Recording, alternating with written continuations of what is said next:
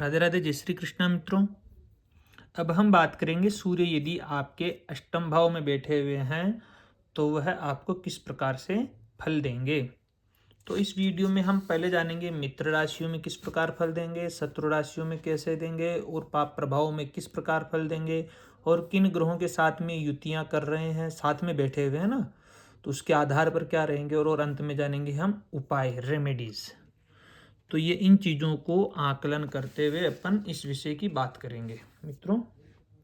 देखिए, अष्टम भाव आयु का भाव है, मृत्यु का भाव है, गूढ़ रहस्य है। जीवन में होने वाली अचानक घटनाएं भी अष्टम भाव व्यक्त करता है। पैतृक संपत्ति हो गई, यह भी आपका अष्टम भाव ही व्यक्त करता है मित्रों। हम्म? यह रंध्र भाव है, भाग्य की हानि करने वाला भाव है, कष्टकारी भाव है मित्रों। ये इसको छिद्र कहा गया है। इसमें जो भी ग्रह आता है कहीं ना कहीं उस ग्रह से संबंधित शुभ फलों में क्षीणता उत्पन्न कर देता है, न्यूनता उत्पन्न कर देता है मित्रों।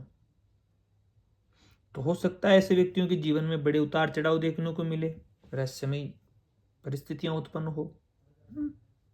तो सर्वप्रथम हम मित्र राशियों की बात करते हैं। सूर्य, सूर्य का अपन को पता ही, सूर्य क्या तेज है, तेजस्विता है, आत्मा का कारक है, पद है, प्रतिष्ठा, यश, कीर्ति, राज्य, वैभव, सरकार है, सत्ता। ऐसे तो बोले बहुत कुछ बोल सकते हैं सूर्य के विषय में।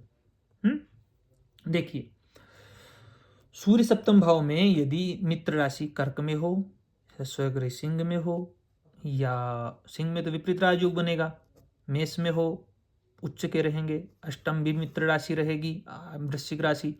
धनु भी वृश्चिक राशि, धनु राशि भी ठीक है। मीन राशि, ये मित्र राशियां रहेगी सूर्य की। यहाँ पे मित्र राशियों में क्या प्रभाव देंगे सूर्य, देखिए। ऐसे व्यक्ति की रुचि जो रहती है वह गूढ़ विषयों में हो सकती है मित्रों। पहली बात, ज्योतिष हो गया, तंत्र मंत्र हो गया, मनोवैज्ञानिक शोध हो गए, मनोविज्ञान हो गया, शोध हो गया, रिसर्च। ऐसे कार्यों में व्यक्ति की बहुत गहरी रुचि हो सकती है। रहस्य को सुलझाने में माहिर हो सकता है, मैथमेटिक्स के अच्छे अच्छे सवाल सोल्व कर सकता है। मित्र राशियों में अचानक धन लाभ के भी योग बना सकता है ऐसा सूर्य। पैतृक संपत्ति दिला सकता है, बीमा के द्वारा, वसीयत के माध्यम से अचानक धन लाभ भी करवाने की क्षमता रखता है। और यदि मित्र राशियों में हो तो जातक की आयु भी अच्छी रहती है, दीर्घायु होती है। हालांकि स्वास्थ्य में बड़ी उतार चढ़ाव भी देखने को मिलेंगे आपको यहाँ पे। ऐसा नहीं कि स्वास्थ्य में उतार चढ़ाव देखने को नहीं मिलेंगे। हाँ, जीवन का जो उत्तरार्ध रहता है व्यक्ति का वो बहुत आध्यात्मिक होता है, आध्यात्मिक चिंतन की ओर मुड़ जाता है। यहाँ पे थोड़ा साहसी स्वभाव रहता है, कठिन परिस्थितियों में भी बहुत अद्भुत धैर्य पूर्ण रहता है ऐसा व्यक्ति, बहुत साहस का परिचय देता है मित्रों। जातक को संकट के समय जब वो परेशान रहता है तो कहीं ना कहीं अज्ञात स्रोत, जिसको अपन कर सकते हैं, और गुप्त मित्र इस व्यक्ति की सहायता कर सकते हैं। यदि मित्र राशियों में हो सकता है ऐसे व्यक्ति का जो व्यक्तित्व रहता है बहुत गंभीर हो, चुंबकीय आकर्षण हो। समझ पाना कठिन है कुल मिलाकर के ऐसे व्यक्तियों को। यदि ये शत्रु राशियों में देखो, शत्रु राशियों में तुला में बैठे, नीच राशि के बैठे, वृषभ में बैठे, या फिर कुंभ में बैठे, या फिर मकर में बैठे। कुंभ में तो अपनी राशि को देख लेते हैं, लेकिन जिस भाव में बैठे शत्रु राशियां हैं, इनकी क्या परेशानी देंगे देखो। स्वास्थ्य में परेशानियां उत्पन्न कर देंगे। पहली बात, मानसिक शांति के लिए बड़ा संघर्ष की संभावनाएं व्यक्त हो जाती है मित्रों। यही नहीं, यदि पाप प्रभाव में भी हो, उसका मैं पाप प्रभाव का और अलग से आगे बताऊंगा आपको। हो सकता है नेत्रों में परेशानियां हो, हृदय रोग हो, हड्डियों में कमजोरी हो जाए, बवासीर होने की संभावनाएं हैं, पेचिस होने की संभावनाएं हैं। ऐसी भी समस्याएं उत्पन्न हो सकती है इन राशियों में। सरकार या टैक्स संबंधित मामलों में भी जातक को कानूनी अड़चनों का सामना करना पड़ सकता है, जुर्माना हो सकता है। समझ रहे होंगे मेरी बात। पिता के कारक भी है, स्वास्थ्य के कारक भी, लग्न के भी कारक है, दशम के भी कारक है, पिता के भी कारक है। तो स्वास्थ्य का तो हो ही गया, पिताजी को भी परेशानियां हैं, पिता के कारक है। पिता के स्वास्थ्य से या फिर उसके साथ संबंधों में भारी तनाव हो सकता है। सरकार से भी संबंधित परेशानियां हैं। अक्सर ऐसे व्यक्तियों को मृत्यु का भय भी हो सकता है, दुर्घटना का भय भी सता सकता है। ये ससुराल पक्ष भी है, क्योंकि पत्नी है, पत्नी का घर, ससुराल पक्ष से भी अचानक परेशानियां उत्पन्न हो सकती है, अचानक धन हानि हो सकती है, बीमारी या दुर्घटना में जा सकता है, व्यय हो सकता है। ससुराल पक्ष से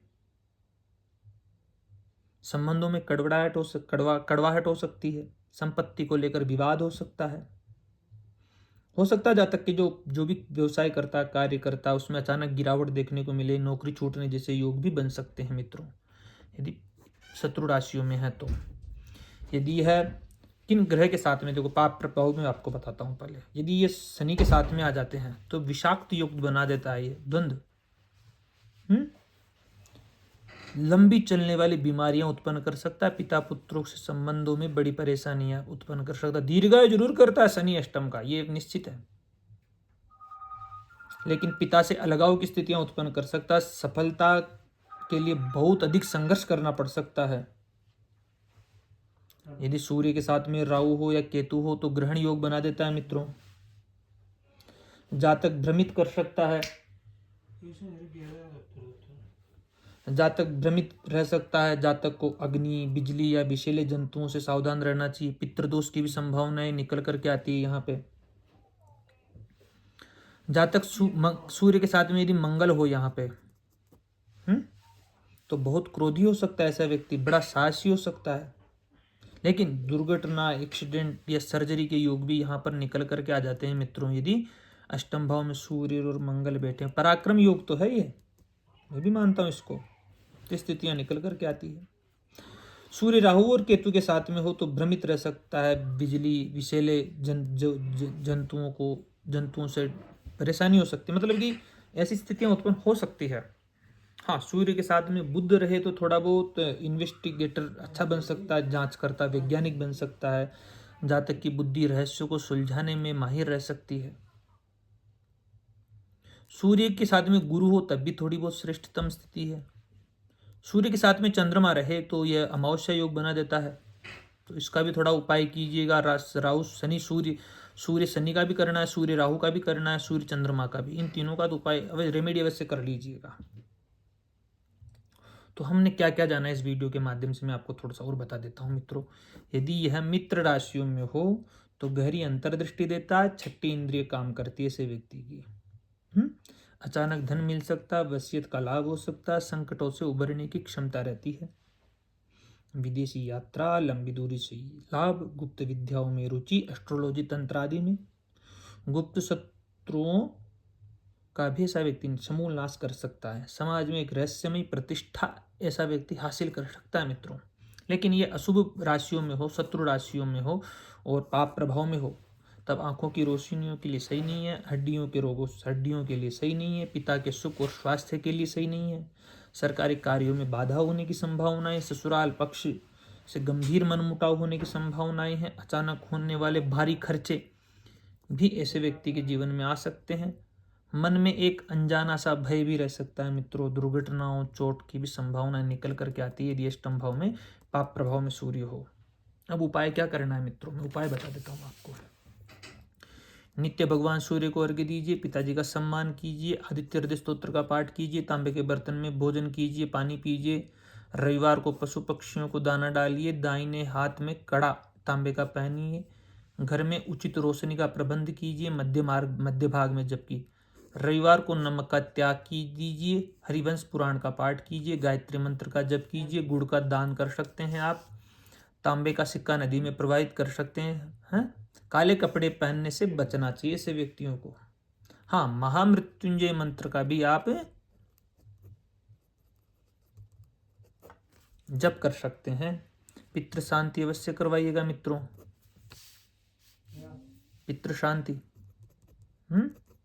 ये स्थितियां भी निकल करके आती है, तो ये अष्टम भाव में आपको करवाना उचित रहेगा। मैं तो कहता हूँ अंधेरे कमरे में कभी ना सोए ऐसा व्यक्ति, प्रकाश में रहे, रात में एक छोटा सा दिया जला ले, 0 वाट का बल्ब जलाकर ही सोए तो भी स्थिति सही हो सकती है। तो धन्यवाद मित्रों। अब हम बात करेंगे आगे नवम भाव में सूर्य की स्थिति को लेकर के। धन्यवाद।